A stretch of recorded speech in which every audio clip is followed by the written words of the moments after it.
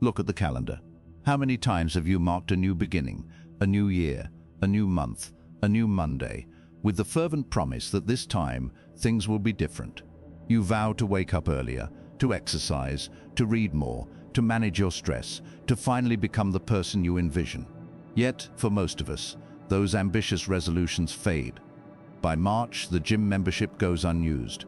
By June, the self-help books gather dust.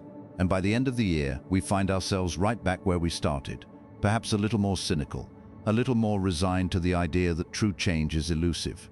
But what if I told you that the key to genuinely transforming your life, not just for a month or a year, but for good, lies not in Herculean willpower, but in the quiet, consistent cultivation of specific intentional habits?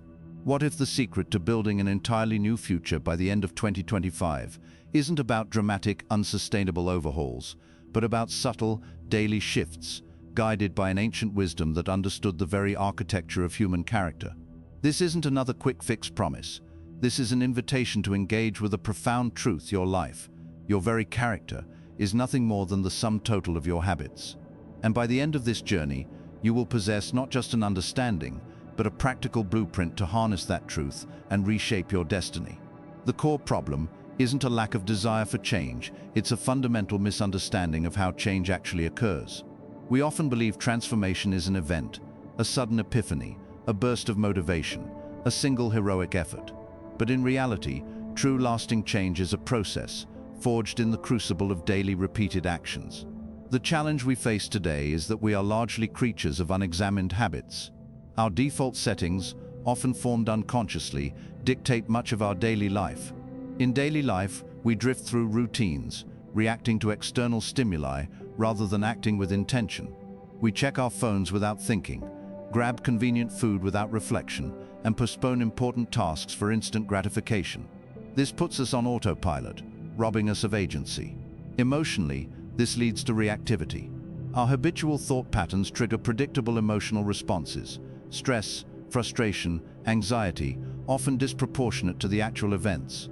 We become slaves to our impulses, not masters of our inner state. Our habits and decision-making become tangled.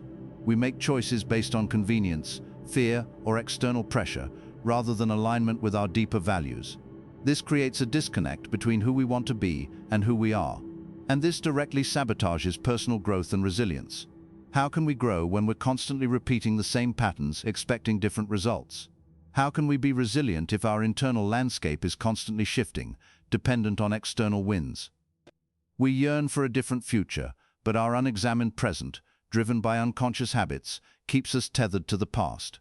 This isn't just about inefficiency, it's about the very erosion of our potential, of our capacity for self-mastery and a life well lived. This profound insight into the power of consistent action, into the very architecture of character, is anything but new. 2 millennia ago, the Stoics understood that the good life, a life of virtue and flourishing, was not a gift bestowed by fortune, but a masterpiece meticulously built, day by day, choice by choice. While they didn't use the modern term habit, their philosophy is permeated with the concept of practices, disciplines, and the relentless cultivation of one's inner faculty. Consider Marcus Aurelius, the philosopher-emperor. His Meditations isn't a treatise on grand strategy, but a collection of daily mental exercises, a testament to his consistent effort to live according to Stoic principles. He didn't just believe in reason, he practiced reasoning. He didn't just value temperance, he exercised self-control. His ability to rule the Roman Empire with wisdom and composure amidst wars and plagues was a direct result of his daily private habits of reflection and self-discipline. Seneca, the Roman statesman and playwright, constantly stressed the importance of philosophy as a daily companion, not a Sunday sermon. His letters are replete with advice on how to structure one's day, how to reflect on one's actions, and how to prepare for adversity, all forms of conscious habit formation. For him, philosophy wasn't theoretical knowledge, it was a way of life, a set of repeatable practices designed to hone one's character. Let us postpone nothing, he urged, for we are born to die. This urgency wasn't about rushing, but about seizing the present moment to build a virtuous life, one habit at a time. And then there's Epictetus, the former slave who taught that our proheiresis, our faculty of moral choice, is the only thing truly within our control. He understood that this proheiresis isn't a static entity, it's shaped and strengthened by our consistent choices and reactions. If we habitually choose reason, our prohairesis becomes more rational. If we habitually choose impulse, it becomes weaker, more prone to error. He emphasized the need for constant vigilance over our impressions, a habit of mind that leads to freedom. Every habit and faculty is maintained and increased by the corresponding actions, he noted.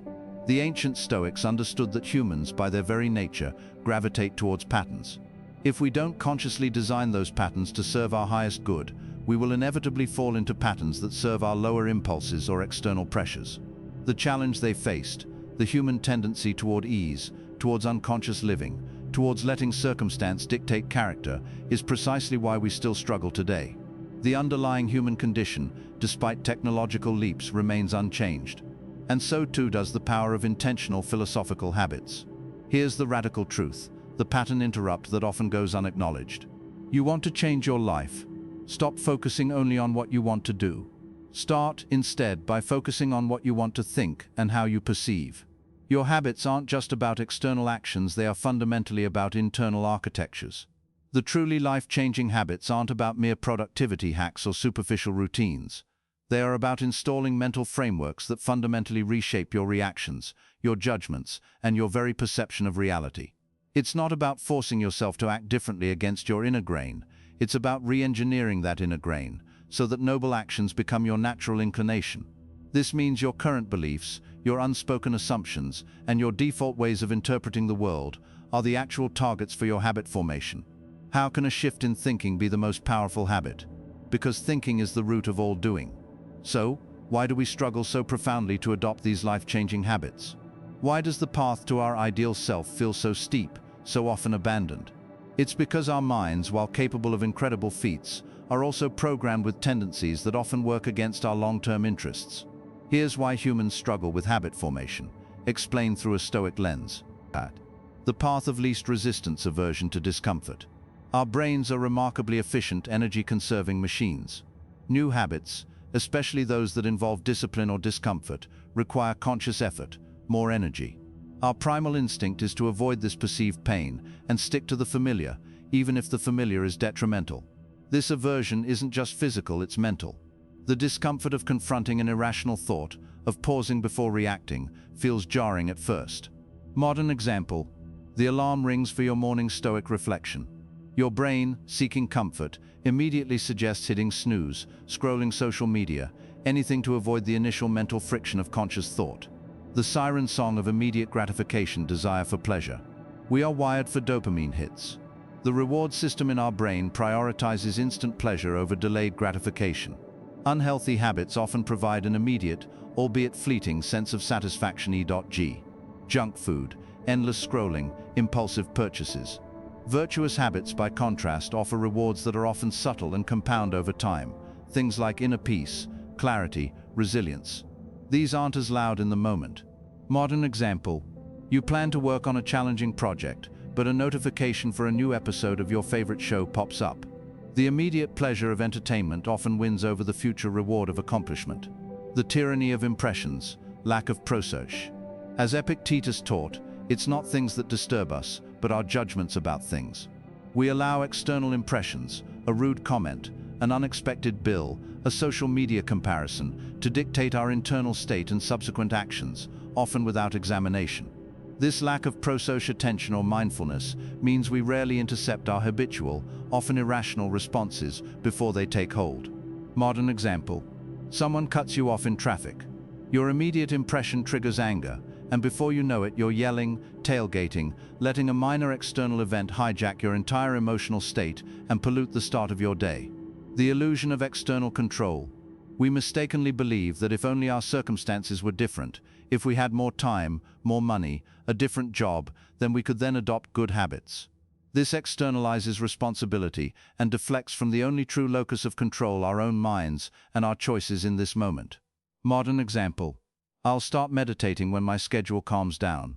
I'll read philosophy when I have more free time on vacation. This pushes the responsibility for habit formation onto an idealized future, which rarely arrives. These emotional traps and cognitive illusions are not moral failings, they are deeply ingrained patterns of thought. But they are also the primary sabotagers of our mental clarity, our emotional stability, and ultimately, our ability to act effectively and deliberately in the world. They rob us of our edge by binding us to things we cannot truly command. They prevent us from even starting those habits that could transform our lives. Listen closely, because this is the uncomfortable yet liberating truth.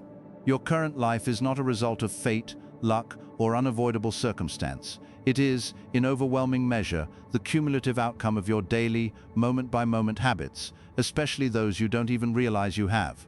If you are stuck, unfulfilled, or not reaching your potential, it's not because you lack motivation, but because you are operating on a set of subconscious defaults, a network of habits that are actively working against your stated goals.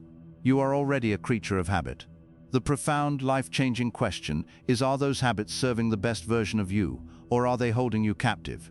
Until you confront this, until you fully internalize that your present self is the direct antecedent of your future self, any attempt at change will remain superficial. The prison bars are not external, they are forged by your own repeated, unexamined choices. Let's expand on how this problem of unexamined habits develops over time, and the profound impact it has on our lives. The Stoics understood that character isn't formed in a single stroke, but through the continuous accumulation of small decisions, small actions, small thoughts. They knew that we are always, inevitably, practicing something. The question is, what are we practicing? The gradual carving of character. Imagine a sculptor. Each tap of the chisel, each scrape of the tool, however small, alters the stone. Over time, these countless tiny adjustments transform a raw block into a work of art. Our character is precisely the same. Every time you choose to react impulsively, you reinforce that neural pathway. Every time you choose to pause and reflect, you strengthen the muscle of reason. These aren't isolated incidents, they are deposits into the bank of your future self. How this problem develops over time, in childhood, our habits are often modeled or imposed. As adults, if we don't consciously intervene, these early patterns solidify, or new ones emerge from environmental pressures, the constant pings of social media, the demands of a fast-paced work environment, the pervasive culture of consumption.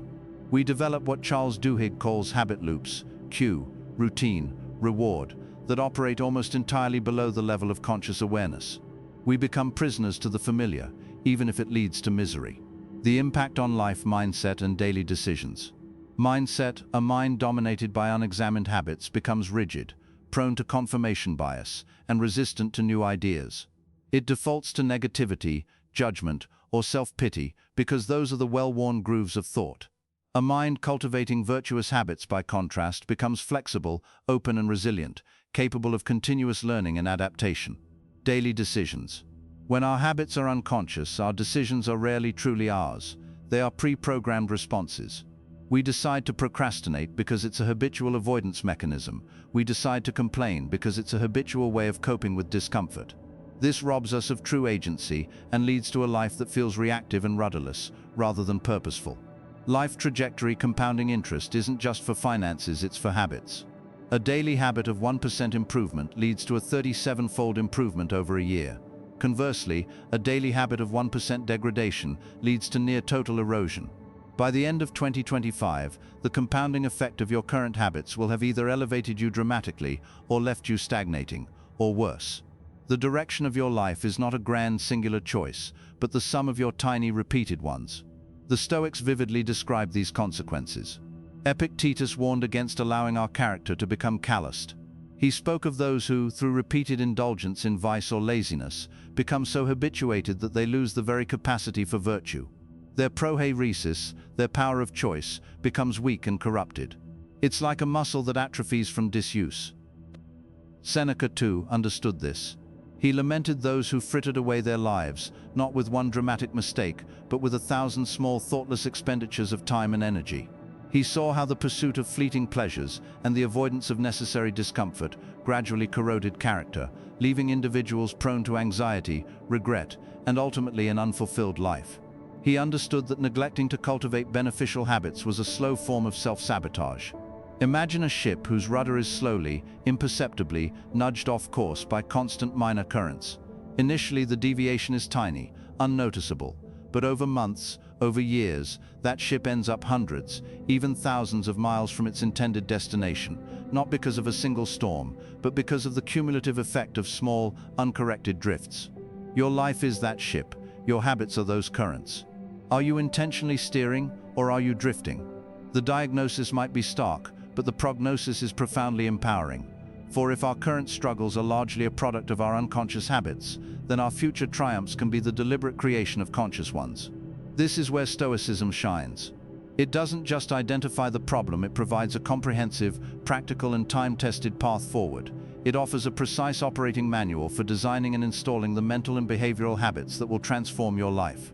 It moves us from merely understanding the human condition to actively engineering a more resilient, purposeful, and fulfilling existence. We are moving from the powerful truth that habits shape us to the even more powerful truth that we can shape our habits. This is not about becoming a robot, but about reclaiming your agency, about becoming the conscious sculptor of your own soul. The next step is to equip you with the practical tools, the 10 Stoic habits that will serve as your chisels, your guides, and your foundation for a profoundly changed life by the end of 2025. Here are 10 Stoic-inspired habits designed to be integrated into your daily life that will fundamentally change who you are and how you experience the world by the end of 2025. Habit 1. The morning reflection. Premeditatio. What it is. The first act of your day is not to react to the world, but to prepare your mind. Before checking your phone or email, dedicate 5 to 10 minutes to quiet reflection. How to practice. Sit in silence. Review your core values for the day. E.g. Today, I will practice patience. Today, I will be courageous. Anticipate potential challenges and mentally rehearse a Stoic response. Remind yourself of the dichotomy of control, what is truly up to you today. How it gives you an edge. You start your day on offense, not defense.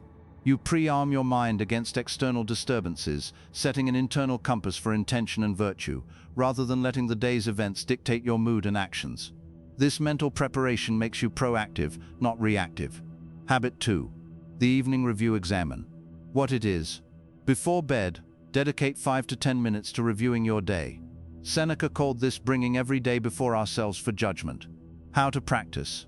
Ask yourself, where did I go wrong today? What did I do well? What could I have done differently? Focus on your judgments and reactions. Did you act in accordance with your values? Were you patient, just, courageous, temperate? How it gives you an edge. This is self-correction in real time. It's how you learn and grow, preventing you from repeating the same mistakes. It builds self-awareness, deepens your understanding of your own patterns, and ensures that each day ends with a lesson learned, making tomorrow's choices better informed. Habit 3. The dichotomy of control. Check-in. What it is. Throughout the day, particularly when facing stress or uncertainty, pause and consciously categorize. Is this within my control or outside my control? How to practice. When a problem arises, mentally or physically, if journaling, draw a line. On one side, my thoughts, my efforts, my choices, my reactions. On the other, the weather, other people's opinions, the past, the outcome of my efforts. Then, rigorously refocus your energy only on what's in your column. How it gives you an edge. This habit is a mental filter that saves enormous amounts of wasted energy. You stop worrying about what you can't change and channel your focus into what you can. This leads to unparalleled efficiency, clarity, and mental tranquility. Habit 4. Negative visualization. Premeditatio. Malorum. What it is. Briefly contemplating the loss of things you cherish. This is not pessimism, but a powerful appreciation tool. How to practice. For 1-2 minutes each day, imagine briefly that you've lost something you value. Your health, a loved one, your job, your possessions. How would you cope? How would you feel? Then, return to the present moment and feel profound gratitude for having them. How it gives you an edge. It inoculates you against the shock of misfortune and cultivates deep gratitude for your present blessings. This makes you more resilient to adversity and less prone to taking things for granted, allowing you to fully appreciate and utilize what you have now. Habit 5. Amor Fati. Practice embracing what is. What it is. Not just accepting, but actively loving everything that happens, recognizing it as an integral part of the universe's tapestry and an opportunity for your own growth. How to practice. When confronted with an inconvenience or setback, a spilled coffee, a delayed flight, a criticism, instead of complaining, internally say, "This is happening for me, not to me." Ask, what can I learn from this? How can I use this to practice patience, resilience, or resourcefulness? How it gives you an edge. You transform obstacles into opportunities. You move from victimhood to active agency, finding purpose and growth in every situation. This habit builds an unshakable inner core, making you adaptable and anti-fragile. Habit 6. Pause and question. Proas. What it is. Developing the habit of intercepting your initial impressions and challenging them before reacting emotionally. How to practice. When something triggers a strong emotion, anger, fear, envy, immediately pause. Take a breath. Ask, is this impression accurate? Is it rational? Is it helpful? What am I adding to the bare facts with my interpretation? Don't assume your first thought is your best thought. How it gives you an edge. This is the habit of true self-control. You break free from knee-jerk reactions, allowing reason to step in. It grants you the space between stimulus and response, the very space where your freedom and power lie. Habit 7. Virtue-focused decision. Making. What it is. Before making any significant decision, or even during minor interactions, explicitly asking what virtue would guide your action. How to practice. Ask, what would the wise, courageous, just or temperate version of myself do right now? Or, what would Marcus Aurelius do? If you're struggling, identify the primary virtue needed. Is it courage to speak truth, justice to be fair, temperance to resist impulse? How it gives you an edge. Your decisions become aligned with your highest values, leading to integrity and consistency. You build a strong ethical compass, ensuring your actions contribute to your character development and earn genuine respect from others. Habit 8. Mindful discomfort. Askis. What it is. Deliberately, periodically, and safely exposing yourself to minor discomforts. How to practice. Choose small, voluntary acts of self-denial or physical challenge. A cold shower, skipping a meal if safe, walking instead of driving, giving up a minor luxury for a day. Do it with intention, to build resilience. How it gives you an edge. You recalibrate your comfort zone and reduce your attachment to external pleasures. This habit builds mental toughness and resilience, making you less fragile and more capable of enduring genuine hardship when it inevitably arises. Habit 9. Journaling for clarity. What it is. A daily practice of writing down your thoughts, observations, and reflections. This is more than just a diary, it's a dialogue with yourself. How to practice. Use your evening review, habit 2, as a prompt. Write about what challenged you, what you learned, how you applied Stoic principles. Explore anxieties, analyze your judgments, clarify your values. How it gives you an edge. Externalizing your thoughts provides invaluable clarity. It helps you identify irrational beliefs, track your progress, and refine your understanding of Stoic principles. It's a powerful tool for self-awareness and intellectual self-correction. Habit 10. Practicing empathy and benevolence. What it is. Consciously extending understanding and goodwill to others, especially those you find difficult. How to practice. When encountering a challenging person or situation, pause and consider their perspective. Remind yourself of human interconnectedness and that all humans seek what they believe is good, even if misguided. Practice the view from above, seeing humanity as a whole. How it gives you an edge. This habit reduces anger, frustration, and resentment, freeing up immense mental energy. It improves your relationships, broadens your perspective, and contributes to your own inner peace by fostering a more virtuous and compassionate outlook. These aren't abstract ideas, they are daily mental exercises, frameworks for perception, and calls to action that, when cultivated consistently, will fundamentally rewire your approach to life. Let's bring these habits to life and show how they can genuinely transform your existence by the end of 2025. Modern life scenario. The overwhelmed entrepreneur. Imagine Alex, a young entrepreneur constantly stressed, reactive to every market fluctuation, and prone to late-night panic scrolling. His business is growing, but he's miserable. With Stoic habits, Alex starts his day with morning reflection 1, setting an intention for calm focus. When a new crisis hits, he uses the dichotomy of control check-in 3, immediately discarding worries about external market forces and focusing on his team's controllable response. In the evening, his review 2 helps him learn from emotional missteps. He practices Amor Fati 5 for unexpected setbacks, finding creative solutions instead of despair. He practices mindful discomfort 8 by occasionally working from a minimalist setup, reminding himself of true needs. By the end of 2025, Alex is not only more effective in his business, but also profoundly calmer, more resilient, and happier, navigating challenges with a quiet confidence that inspires his entire team. His edge is his unshakable inner game. Historical example. Epictetus' resilience. Born a slave, Epictetus endured physical abuse and hardship, eventually gaining freedom but living a life of simplicity. He faced exile, poverty, and the disdain of the Roman elite. Epictetus's Stoic habits. We know he practiced Proas relentlessly, scrutinizing his impressions to ensure he wasn't enslaved by external opinions or bodily pain. His teachings are steeped in the Dichotomy of Control 3, focusing solely on his moral choice. He embraced his circumstances with Amor Fati 5, seeing his past as a forge for his wisdom. He used a form of negative visualization 4, constantly reminding himself of the impermanence of external things. These habits weren't just intellectual exercises, they were the very fabric of his freedom, allowing him to teach profound wisdom from poverty, making him an unshakable figure who influenced emperors. Hypothetical story. Sarah and the relationship challenge. Sarah consistently struggled with conflict in relationships, becoming defensive and emotional, leading to strained connections with family and friends. With Stoic habits, Sarah adopts the pause and question 6 habit when confronted by criticism, intercepting her usual defensive surge. She begins journaling 9 about her emotional triggers, uncovering underlying judgments. She actively practices empathy and benevolence 10, making a conscious effort to understand the other person's perspective even when upset. She uses virtue-focused decision-making 7, asking herself, what would a just and patient person do now? By the end of 2025, Sarah's relationships are transformed. She communicates with clarity, her empathy allows her to connect deeply, and her inner calm prevents unnecessary escalation. She hasn't eliminated conflict, but she navigates it with grace and strength, fostering deeper, more meaningful bonds, a profound edge in her personal life. These transformations aren't about becoming a superhuman devoid of feeling. They're about becoming fully human, fully aware, and fully in control of your most precious asset, your mind.